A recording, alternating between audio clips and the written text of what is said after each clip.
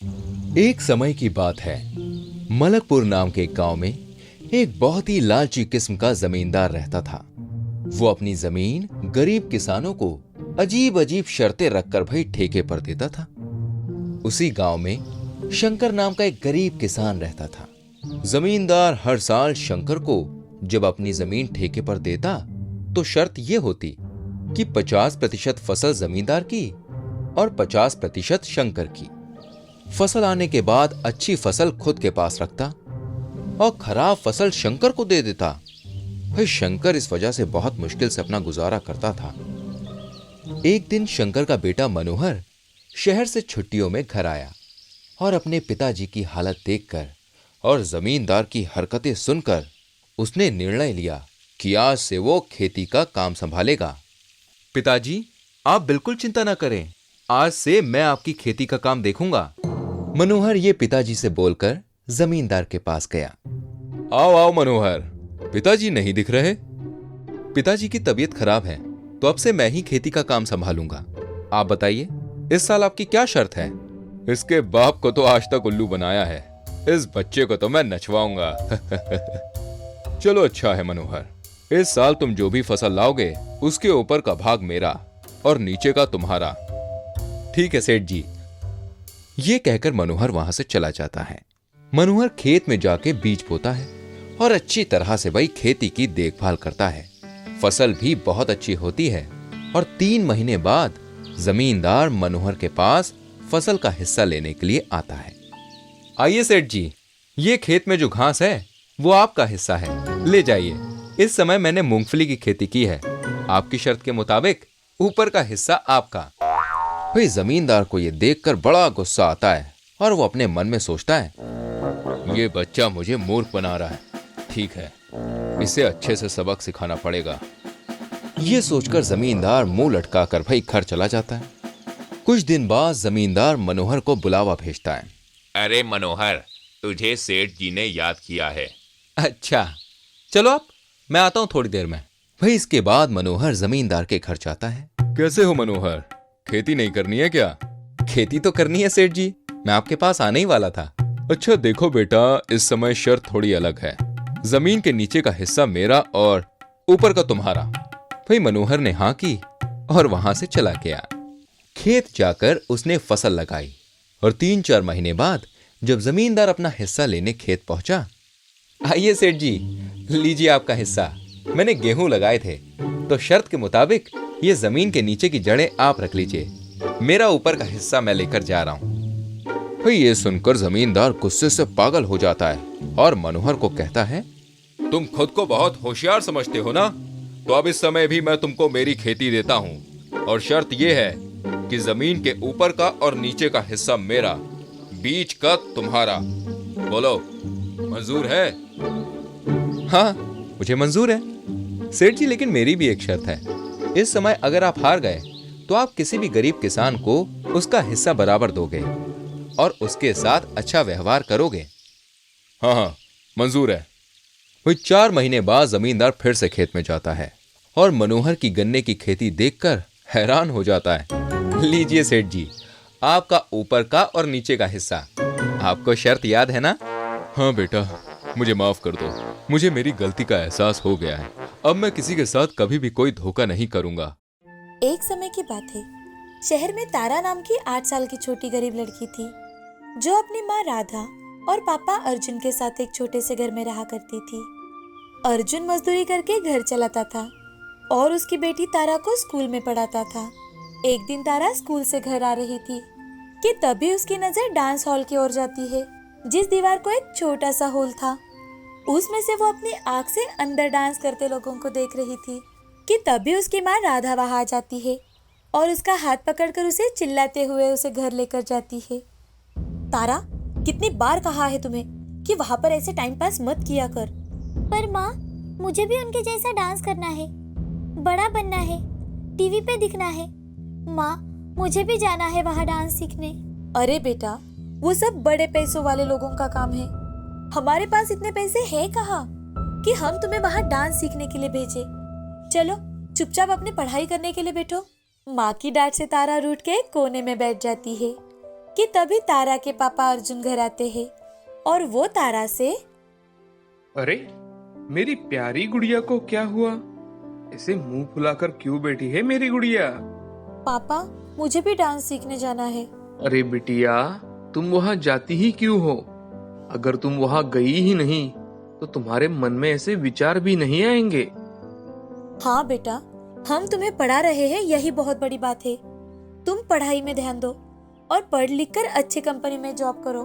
ठीक है माँ, पापा, अगर आपकी यही इच्छा है तो आज से मैं सिर्फ और सिर्फ पढ़ाई में ही ज्यादा ध्यान दूंगी। चलो अब खाना खाकर सो जाते हैं। कल सुबह पापा को भी काम पर जाना है और तुम्हें भी तो स्कूल जाना है ना। खाना खाकर सब सो जाते हैं। सुबह होते ही अर्जुन अपने काम पर चला जाता है और तारा अपने स्कूल। अब ऐसे ही उनका हर दिन बीता करता था। कई साल बीत जाते हैं। तारा के मन लगाकर पढ़ाई करने के कारण वो हर साल अच्छे नंबरों से पास होती है। तारा की पढ़ाई में प्रगति देखकर अर्जुन और राधा भी बहुत खुश थे। अब तारा का कॉलेज भी खत्म हो जाता है और एक दिन तारा को कॉलेज की तरफ से एक बड़ी कंपनी से इंटर्नशिप के लिए कॉल आता है और उसके बाद वो लोग तारा की काबिलियत देखकर उसे अच्छी पगार वाली नौकरी भी ऑफर करते हैं। तारा बहुत खुश हो जाती है और अपने माँ पिताजी से कहती है, माँ, पापा, मुझे एक कंपनी से इंटर्नशिप के लिए कॉल आया है, जिसके बाद वो लोग मुझे अच्छे पगार वाली नौकरी भी देने वाले हैं। पापा, अब आपको इतनी मेहनत नहीं करनी पड़ेगी। ये खुश खबर सुनकर अर्जुन और राधा की आंखों में से आंसू आ जाते हैं। अरे वाह बेटी, ये तो बहुत अच्छी खबर सुनाई तुमने। देखा राधा, मेरी छोटी सी गुड़िया अब कितनी बड़ी हो गई है। अर्जुन और राधा तारा को गले लगा लेते हैं और राधा भगवान के सामने दिया लगाने जाती है। लेकिन पापा। हाँ बेटा, बोलो, क्या हुआ है? पापा, वो इतनी अच्छी कंपनी में इंटरव्यू के लिए जाने के लिए मेरे पास एक भी अच्छी ड्रेस नहीं है। बिटिया, तुम उसकी फिक्र मत करो। शाम को घर आते समय तुम्हारे लिए एक अच्छी सी ड्रेस लेकर आऊंगा मैं। काम पर जाते ही अर्जुन अपने मालिक के पास जाता है और उनसे, मालिक, वो दरअसल। हाँ अर्जुन, बोलो, क्या कहना चाहते हो? मालिक, क्या मुझे कुछ पैसे उधार मिलेंगे? मुझे अपनी बेटी के लिए ड्रेस लाना था। ठीक है, पर पैसे समय पर जरूर लौटा देना। जी मालिक, धन्यवाद मालिक। अर्जुन अपना सारा काम पूरा कर घर आते वक्त तारा के लिए एक अच्छी ड्रेस लेकर आता है। दूसरे दिन सुबह तारा माँ पिताजी का आशीर्वाद लेकर इंटरव्यू के लिए निकलती है। जैसे ही वो रास्ते से जा रही थी, तभी उसकी नजर फिर से उसी डांस क्लास की तरफ जाती है और उनकी आवाज सुनकर वो फिर से हर रोज की तरह उस छोटे से हॉल से झांक कर देखती है कि आज वहाँ पर इतना ज्यादा शोर क्यों है। अरे अब हमारा क्या होगा? जो मेन डांसर थी उसका ही पैर टूट गया है। अब शो कैसे होगा हमारा? आज के आज हम कैसे अरेंज करेंगे ये सब? तभी तारा धीरे से दरवाजे के पास जाकर खड़ी होती है। क्या मैं आपकी कुछ मदद कर सकती हूँ? तारा की बात सुनकर वो सारे लोग उस पर हंसने लगते हैं कि ये गरीब लड़की उनकी क्या मदद करेगी। कौन हो तुम और तुम क्या मदद करोगी हमारी? सर, आप मुझे एक चांस तो देकर देखिए। अच्छा ठीक है, तुम्हें दिया चांस, अब दिखाओ हमें डांस करके। जब तारा उसका डांस स्टार्ट करती है तो वहाँ के सभी लोग आश्चर्यचकित हो जाते हैं और वो डांस टीचर तारा से, अरे तुमने ये कहाँ से सीखा? ये तो हमारी कोरियोग्राफी है। जी सर, माफ करना, पर मैं रोज आपका डांस देखा करती थी और घर जाकर प्रैक्टिस किया करती थी। मुझे बचपन से ही आपके यहाँ डांस सीखना था, लेकिन हमारे गरीब हालात की वजह से मैं कभी अंदर नहीं आ पाई। तुमने तो हमारी सारी चिंता एक झटके में दूर कर दी। क्या तुम आज के शो में हमारे ग्रुप में परफॉर्म करना चाहोगी? जी सर। अब तारा की खुशी का कोई ठिकाना नहीं था। तभी उसका फोन बजता है। हेलो हेलो, मिस तारा, मैं कंपनी से बात कर रही हूँ। आज तुम इंटरव्यू के लिए आ रही हो या नहीं? जी मैम।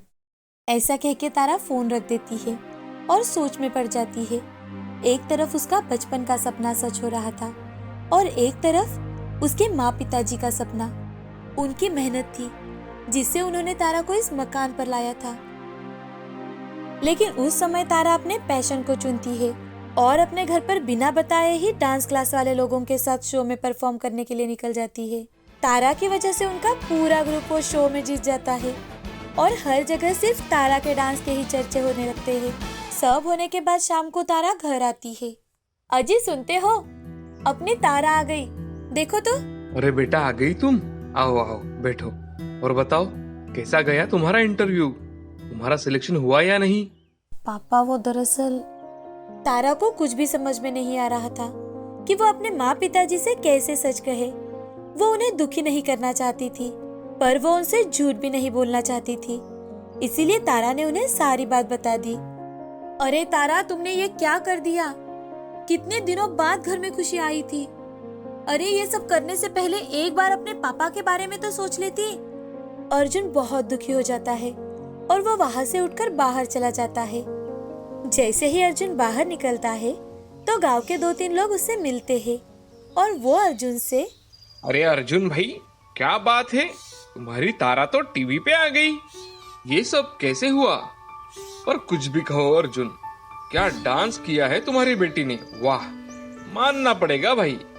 हाँ हाँ अर्जुन भाई, तुम्हारी तारा ने तो अपनी बस्ती का नाम रोशन कर दिया। ये सब सुनकर अर्जुन भागते हुए घर आता है और राधा को सारी हकीकत बताता है। दोनों खुशी से तारा को गले लगा लेते हैं। ऐसे ही धीरे धीरे तारा के घर के बाहर भीड़ इकट्ठा होने लगती है। और फिर क्या था, उसे हमेशा ही बहुत सारे शोज से डांस के लिए ऑफर आने लगते हैं। ऐसे ही करते करते तारा बहुत फेमस डांसर हो जाती है।